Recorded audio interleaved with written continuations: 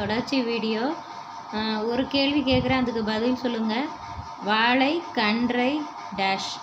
அடுத்து கிழங்கு ப்ளஸ் எடுக்கும் என்பதனை சேர்த்தெழுத கிடைக்கும் சொல் காடெல்லாம் என்ற சொல்லை பிரித்தெழுத கிடைப்பது. ஆன்சரை கமெண்டில் சொல்லுங்கள். அதுக்கப்புறம் நம்ம இந்த வீடியோவுக்கு போகலாம். அப்படியே நிற்கட்டும் இந்த மரம்.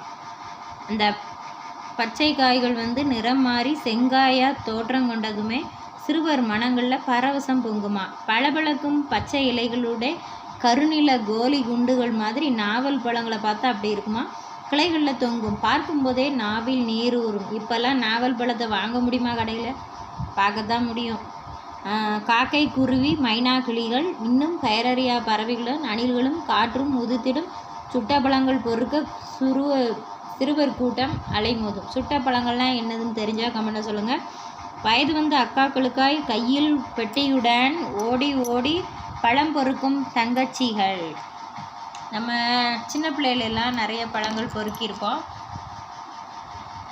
இரவில் மெல்லிய நில ஒளியில் படையெடுத்து வரும் பழந்தின்னி வௌவால் கூட்டம்.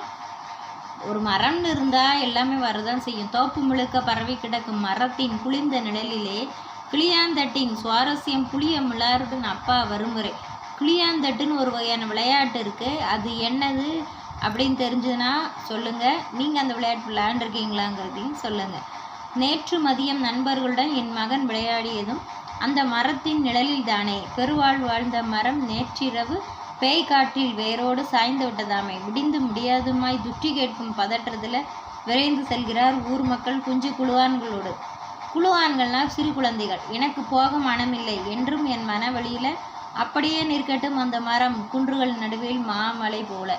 புயல் காற்றில் அந்த மரம் விழுந்துட்டான், அதை பார்க்க முடியலை அப்படின்னு அவர் அந்த மரம் அப்படியே நிற்கட்டும், பெரிய மரமாக நம்ம குன்றுகளுக்கு நடுவில் இருக்குது அப்படின்னு சொல்லுதார் ராஜ மார்த்தாண்டன்.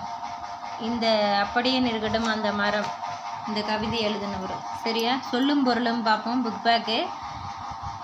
பரவசம்னா மகிழ்ச்சி பெருக்கு. கிளியாந்தட்டுனா ஒரு வகை விளையாட்டு, பல்லாங்குழி மாதிரி ஒரு வகை விளையாட்டு. துஷ்டி கேட்டெல்லாம் துக்கம் சரித்தல். குஞ்சு குழுவான்கள் சிறு குழந்தைகள் சொன்னால. அடுத்து நூல்வழி பார்ப்போம். ராஜ மார்த்தாண்டன் யார்? கவிஞர், இதழாளர், கவிதை திறனாய்வாளர் என பன்முக திறமைகள் அவர்கிட்ட இருக்குது. பன்முகத்திறங்கள் இருக்குது. கொல்லிப்பாவை என்னும் சிற்றிதழை நடத்தியவர் யாருன்னு கேட்கலாம். நோட் பண்ணிக்கோங்க. ராஜ மார்த்தாண்டன் கவிதைகள் எனும் நூலுக்காக தமிழ் வளர்ச்சித்துறையின் பரிசு பெற்றவர். சிறந்த தமிழ் கவிதைகளை தொகுத்து கொங்கு தேர் வாழ்க்கை எனும் தலைப்பில் நூலாகலாம். அப்போ கொங்கு தேர் வாழ்க்கை எனும் நூலை இயற்றியவர் யாருன்னு கேட்கலாம். அடுத்து அப்படியே நிற்கட்டும் அந்த மரம் என்னும் நூலில் உள்ள கவிதை இங்கு கொடுக்கப்பட்டது. இந்த பாடம் இதோட முடியுது. இதில் இன்னொரு பாடலும் கொடுத்துருக்காங்க. இதையும் எதுக்கும் படித்து வச்சுக்கோங்க. கொப்புகள் விளக்கி கொத்து கொத்தாய் கருவேலங்காய் பறித்து போடும் மேய்ப்பனை ஒரு நாளும் சிராய்ப்பதிலே கருவமுட்கள். குழந்தை வரைந்தது பறவைகளை மட்டுமே, வானம் தானாக உருவானது. இதை பாடினது கலாப்ரியா. இப்போ புக் பேக்கு. நாவற்பழத்துக்கு ஓமையாக கூறப்படுவது என்னது? பச்சை இலையா, பச்சை காயா, கோழிக்குண்டா, செங்காயா? கோழிக்குண்டு. சுட்ட பழங்கள் என்று குறிப்பிடப்படுவை மண் ஒட்டிய பழங்கள், வேக வைத்த பழங்கள், சூடான பழங்கள், சுடப்பட்ட பழங்கள். ஆப்ஷன்ஸாக பாருங்கள். மண் ஒட்டிய பழங்கள் தான் ஆன்சரு. பெயரறியா என்ன வருங்க என்னும் சொல்லை பிரித்தெழுத கிடைப்பது என்னதுன்னு சொல்லுங்கள் கமெண்ட்டில். அடுத்து மனமில்லை, இதையும் சொல்லுங்கள். மனமில்லை என்னும் சொல்லை பிரித்தெழுத கிடைப்பது. நேற்று ப்ளஸ் இரவு என்பதனை சேர்த்தெழுத கிடைக்கும் சொல். இதையும் சேர்த்தெழுத என்ன வருங்கிறதையும் சொல்லுங்கள். ஆன்சர் பார்த்துட்டிங்களோ? அடுத்த பாடம் போகலாமா?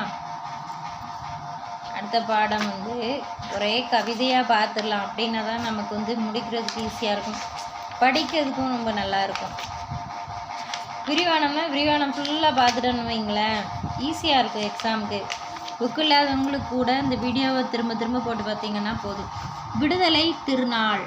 இப்போ பிறந்த நாள், திருமண நாள் தொடர்புடைய குடும்பத்தினருக்கு மட்டுமே மகிழ்ச்சி அளிக்கக்கூடிய நாட்களான சமய தொடர்பான விழாக்கள் இருக்குது. குறிப்பிட்ட சமயத்தினருக்கு மட்டுமே மகிழ்ச்சி அளிக்கக்கூடியது. இப்போ இந்தியர் அனைவருக்கும் மகிழ்ச்சி அளிக்கக்கூடிய இன்றியமையான நாள் என்னது? விடுதலை திருநாள். அப்போ இதோட நூல் வழி பார்ப்போமா? மீ ராசேந்திரன் இயற்பெயருடையவர் யார்? மீரா. அதோட மீ ராசேந்திரனை சுருக்கி மீரான்னு வச்சுருக்காரு. கல்லூரி பேராசிரியராக பணியாற்றியிருக்காரு. அன்னம் விடு தூது என்னும் இதழை நடத்தியவர்.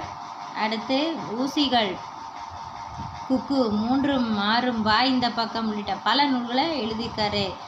இது இம்பார்ட்டண்ட்டாக உள்ளது. இவர் எழுதிய கோடையும் வசந்தம் எனும் நூல்லேருந்து ஒரு கவிதை இங்கு தரப்பட்டுள்ளது.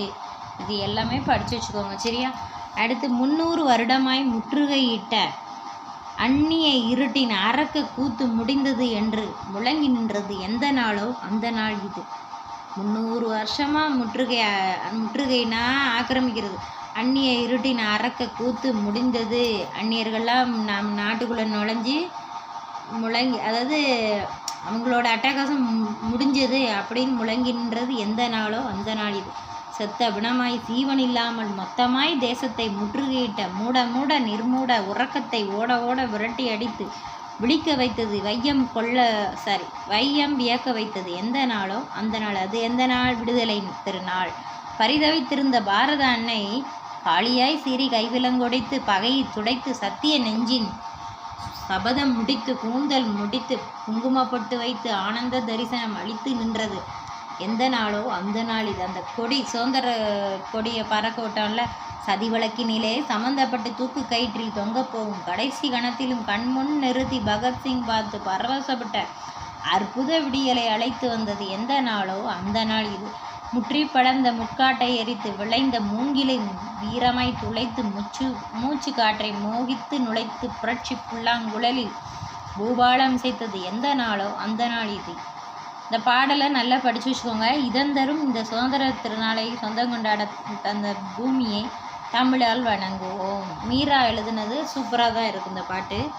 இதை நம்ம எப்படி ஞாபகம் வச்சுக்கலாம்னா, 300 வருடம், முற்றுகை, அந்நிய இருட்டு, அரக்கு கூத்து, இதெல்லாம் கொஞ்சம் ஹிண்ட் எடுத்து வச்சுக்கோங்க. அடுத்து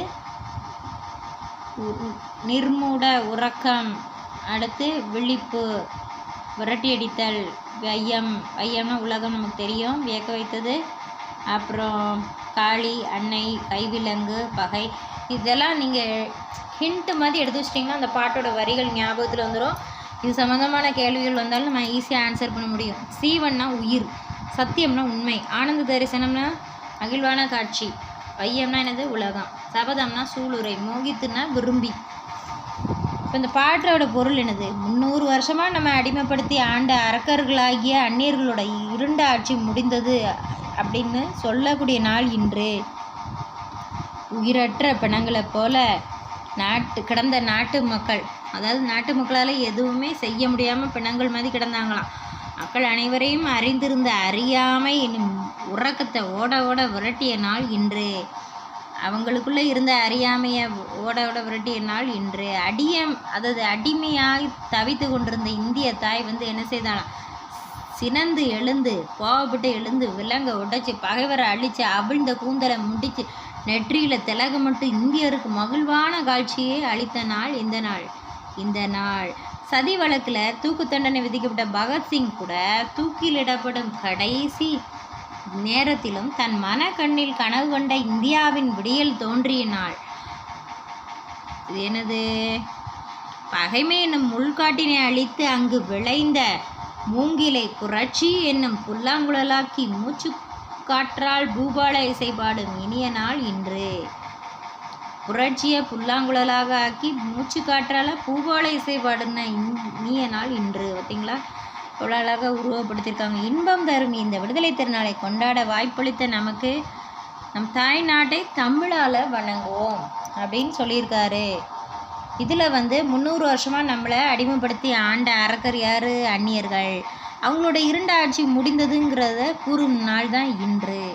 விடுதலை திருநாளை சொல்கிறாங்க. சரியா? இதோட இந்த பாடம் முடிஞ்சுது. இதில் மற்றது எல்லாமே உரைநடையாக இருக்குது. அதை நான் தனியாக ஒரு வீடியோவில் போடுவேன். ஒரே வீடியோவில் போட முடியாது, அதனால் உரைநடையை ஃபுல்லாக தனியாக ஒரு வீடியோவில் போடுவேன். சரியா? இதோட ஃபஸ்ட்டு டேர்ம் ரிவிஷன் முடியுது. நம்ம